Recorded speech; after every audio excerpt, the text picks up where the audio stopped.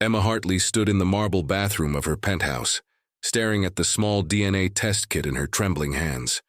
The box was simple, innocuous even, promising answers about ancestry and heritage. She had ordered it on a whim 3 weeks ago, curious about the genealogy craze that had swept through her social circle. Now, as she held the cotton swab between her fingers, she felt an inexplicable heaviness in her chest, as if some part of her knew that once she opened this door, there would be no closing it again. She had lived with absence for 20 years, the kind of absence that hollows you out from the inside, leaving a void that no amount of success, love, or distraction can fill. Lily, her twin sister, her other half, gone at 12 years old, vanished on a Tuesday afternoon while walking home from school. Emma remembered that day with crystalline clarity, the way the autumn leaves crunched under their feet that morning, how Lily had laughed at something stupid Emma said about their math teacher, the way she waved goodbye at the corner where their paths diverged. That wave, that final casual wave, it haunted Emma's dreams. The investigation had consumed their family. Police officers became fixtures in their living room, their questions repetitive and increasingly hopeless. Search parties combed through woods and dragged ponds. Their mother aged a decade in a month, her hair graying, her eyes developing a permanent glaze of sedated grief. Their father threw himself into the search with manic determination, until his heart gave out 3 years later. The official cause was a heart attack, but Emma knew better. He died of a broken heart, of unanswered questions, of a daughter who became a ghost. Emma had survived by building walls. She excelled in school, buried herself in work, and eventually crafted a life that looked perfect from the outside. And then she met Daniel Westmore at a charity gala 5 years ago. He was magnetic, powerful, impossibly handsome with his steel-gray eyes and confident smile. He owned half the city's real estate, sat on boards of major corporations, and moved through the world with the ease of someone who had never known powerlessness. He pursued her with an intensity that was flattering and overwhelming. Within a year, they were married in a ceremony that made the society pages. Daniel had been her salvation, or so she thought. He listened when she talked about Lily, held her through the nightmares, never pushed her to move on the way others had. He seemed to understand that grief wasn't something you recovered from. It was something you learned to carry. She loved him for that understanding, for the way he created space for her pain without trying to fix it. Now, standing in their bathroom that overlooked the glittering city skyline, Emma completed the DNA test and sealed the sample in its prepaid envelope. She told herself it was just curiosity, just a harmless exploration of her roots. But some part of her wondered if she was searching for Lily in the only way she had left, through genetic echoes in a database of strangers. 6 weeks later, the email arrived. Emma was alone in Daniel's home office, ostensibly looking for a book, when her phone chimed. The DNA results were ready. Her hands shook as she logged into the website, navigating through pages of ethnic breakdowns and migration patterns that meant nothing to her. Then she clicked on the DNA Relatives tab, expecting nothing, hoping for nothing. The screen loaded, and Emma's world tilted. There, at the top of the list, was a match labeled Close Family, First Cousin or Closer. The profile was sparse, no photo, no family tree, just a username, DWBU Enterprises 2019. But it was the genetic relationship that made Emma's blood turn to ice. The system estimated a relationship closer than a cousin, possibly a half-sibling or aunt. But Emma knew her family tree. She had no half-siblings. Her parents were only children. This match made no sense unless it was Lily. Emma's breath came in short gasps. She clicked on the profile, desperate for more information. But it was locked, private. The only visible detail was the account registration. It was connected to a corporate email domain. She recognized that domain.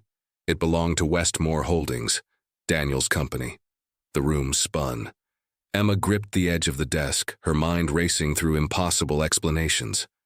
A mistake, a glitch in the system, a bizarre coincidence. But the genetic data didn't lie. Someone with DNA nearly identical to hers had registered an account through Daniel's company, someone who could only be Lily. Emma's thoughts fractured into 1,000 pieces. Why would Lily's DNA be in a corporate account? Why had no one contacted her? Was Lily alive? The possibility was too enormous, too devastating to hold in her mind. For 20 years, she had grieved a death that was never confirmed, built a life around a loss that might not be real. And Daniel was somehow connected to this. She heard the front door open downstairs. Daniel's voice called out, warm and familiar, asking if she was home. Emma's body moved on autopilot, closing the browser, smoothing her expression into something resembling normalcy. She descended the stairs, and there he was, her husband, loosening his tie with that easy smile that had once made her feel safe. "Hey, beautiful," he said, pulling her into an embrace. "How was your day?" Emma felt his arms around her and wanted to scream. Instead, she smiled, kissed his cheek, and lied. "Fine. Quiet. How was the office?" She watched him carefully now, searching his face for signs of deception, for cracks in the facade. But Daniel was Daniel, charming, attentive, asking about her plans for the weekend. They ate dinner together, discussed a fundraiser they were hosting, and went to bed as they always did. But Emma lay awake long into the night, listening to Daniel's steady breathing beside her, wondering who the man sleeping next to her really was. The next morning, Emma began her investigation. She waited until Daniel left for work, then returned to his office. She had never snooped before. Their relationship had been built on trust, or what she believed was trust. Now that foundation felt like quicksand. She started with his computer, but it was password protected with encryption she couldn't break. His filing cabinets were locked. Everything was locked, she realized with growing unease. What did Daniel have to hide? She expanded her search, looking for anything unusual, anything that might explain the DNA match. In a drawer of his desk, buried beneath old contracts, she found a key. Small, brass, old-fashioned. It didn't fit any lock in the house that she could find. Emma pocketed it, her heart hammering. Over the following weeks, Emma became someone she didn't recognize. She tracked Daniel's movements, noted his meetings, searched his belongings with surgical precision whenever he left the house. She hired a private investigator, a discreet woman named Martinez who asked no questions and delivered results in unmarked envelopes. And slowly, horrifyingly, a picture began to emerge. Daniel's wealth wasn't entirely legitimate. Beneath the legitimate real estate holdings and corporate investments was a darker network. Shell companies, offshore accounts, properties registered under false names. Martinez uncovered connections to several unsolved cases. Young women who had gone missing over the past 2 decades, all around the age Lily had been when she disappeared. The pattern was there if you knew where to look, and it pointed to something unspeakable. Emma found the storage unit by accident, following Daniel one Saturday when he said he was going to play golf. Instead, he drove to a facility on the outskirts of the city, used a key to enter a unit, and emerged 30 minutes later carrying nothing. The next day, Emma returned with the brass key she'd found. Her hands shook so badly she could barely fit it into the lock. But it turned. Inside the unit was a carefully organized archive of horror. Filing boxes lined the walls, each labeled with years. Emma opened the one marked with the year Lily disappeared. Inside were photographs, dozens of them, of young girls. Some were candid shots taken from a distance. Others were more formal, staged. And there, in the middle of a stack, was Lily. 12 years old, wearing the same clothes she'd disappeared in. But the photo was taken indoors, in a room Emma didn't recognize. Lily's eyes were wide, terrified and very much alive. Emma's knees gave out. She sank to the concrete floor, the photograph clutched in her shaking hands. Lily had been taken. Lily had been held somewhere. And Daniel had documented it. The man she married, the man she loved, the man she shared a bed with. He was a monster. But the photographs didn't stop at Lily. Emma forced herself to look through the other boxes, through years of documentation. There were records of transactions, sales, transfers. Girls bought and sold like commodities.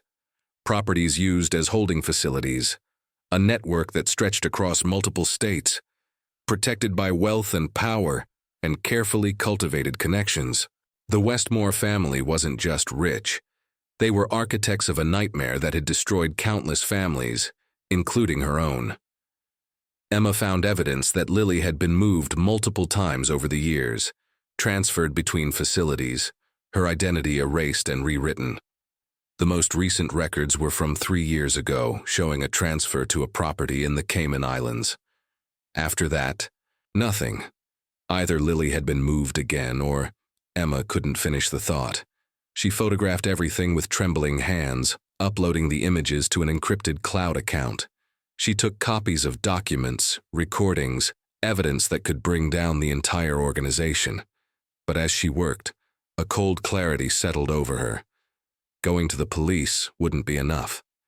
The Westmores had influence, money, lawyers who could bury evidence and discredit witnesses. Emma had seen it before during Lily's initial investigation, the way certain leads mysteriously went nowhere, how witnesses recanted statements. She hadn't understood it then. She did now. Emma returned home before Daniel, carefully replacing everything exactly as she'd found it. When he arrived that evening, she greeted him with a kiss, asked about his day, and poured him a drink. She had become an actress in her own life, performing the role of the loving wife while planning her husband's destruction. She spent the next month building her case meticulously. She contacted federal authorities anonymously, providing them with copies of the evidence but withholding her identity. She reached out to journalists known for investigative work, feeding them information piece by piece. She liquidated her own assets, moving money into accounts Daniel couldn't access, and she searched for Lily, hiring investigators to track down the Cayman property, to find any trace of her sister. The breakthrough came from an unexpected source. Martinez discovered that the Cayman property had been sold 2 years ago to a private buyer. But the transaction records showed something strange. A payout to someone identified only by initials, L.H. Lily Hartley. Emma's hands shook as she read the report. Lily was alive. Lily had gotten free. Lily had taken money and disappeared, probably to protect herself, to vanish so completely that the Westmores could never find her again. Emma understood then that her sister had survived, had endured, had escaped, and she understood something else. Lily didn't want to be found. The girl who disappeared at 12 had become a woman who chose invisibility as protection. Emma's heart broke and soared simultaneously. Her sister was alive, but the life they might have had together was gone forever, stolen by the man sleeping in her bed. The night Emma confronted Daniel, she chose her moment carefully. They were alone in the penthouse, a rare evening without staff or obligations. She poured them both wine, sat across from him in the living room that overlooked the city, and said, "I know about Lily." Daniel's face remained impassive for exactly 3 seconds. Then something shifted behind his eyes, a calculation, an assessment. "What do you think you know?" His voice was calm, measured, the same voice that had once soothed her nightmares. "Everything," Emma said. "I know about the storage unit. I know about the network. I know you took my sister and destroyed my family. I know what you are." Daniel set down his wine glass with deliberate care. "Emma, you're upset. You've clearly seen something that confused you." "Don't," she interrupted, her voice sharp. "Don't insult me by lying now.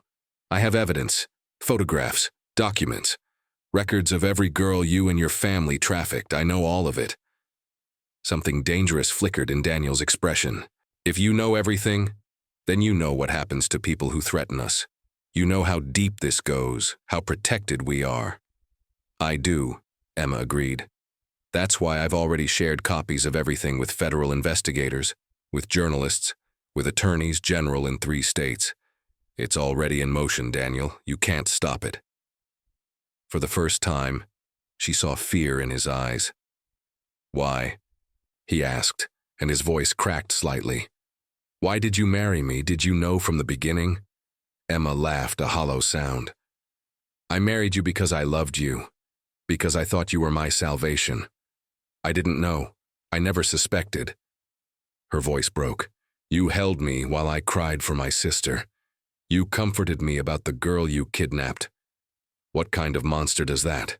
I didn't take Lily, Daniel said suddenly. That was my father. I was 16 when it happened. I didn't know about any of it until years later. But you knew when you met me, Emma said. You knew who I was. You sought me out deliberately. Why? Daniel's silence was answer enough. Emma felt sick. You married me to keep tabs on me, to make sure I never got too close to the truth. I was a loose end you tied up with a wedding ring. It wasn't like that, Daniel said, but his tone was unconvincing. At first, maybe. But I did love you, Emma. I do love you. You don't know what love is, Emma said softly. Love doesn't destroy. Love doesn't steal. Love doesn't spend 20 years lying to someone's face. The arrests began 3 days later. Federal agents raided Westmore Holdings, Daniel's home, properties across multiple states. The media coverage was explosive.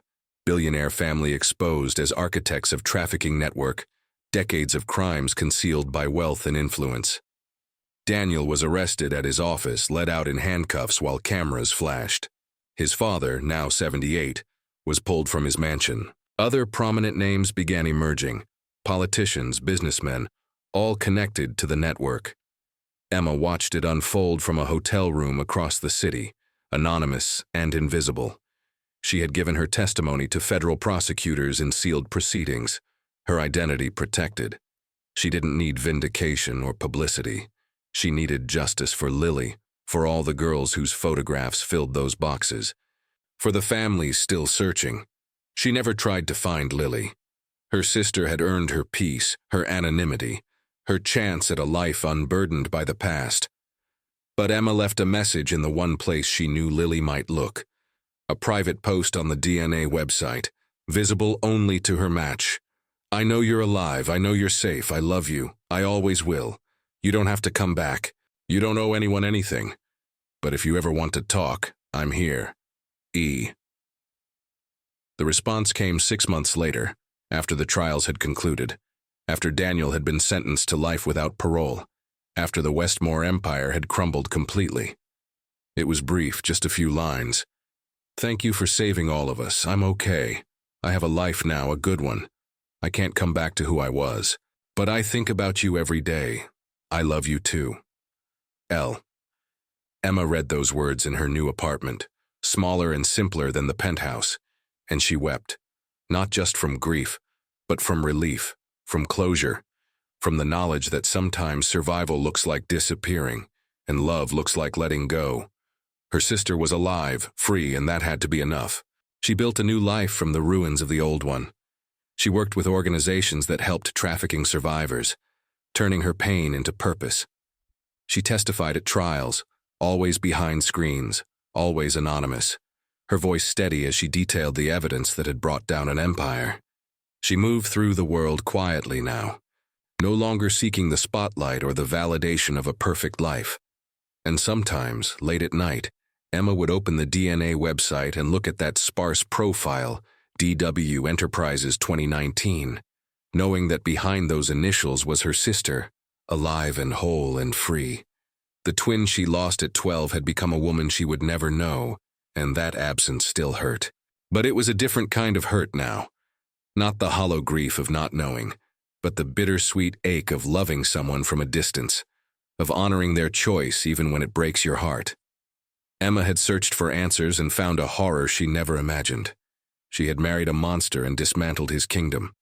She had lost her sister twice, once to violence, once to necessity, and learned that sometimes the greatest love is the love that asks for nothing in return.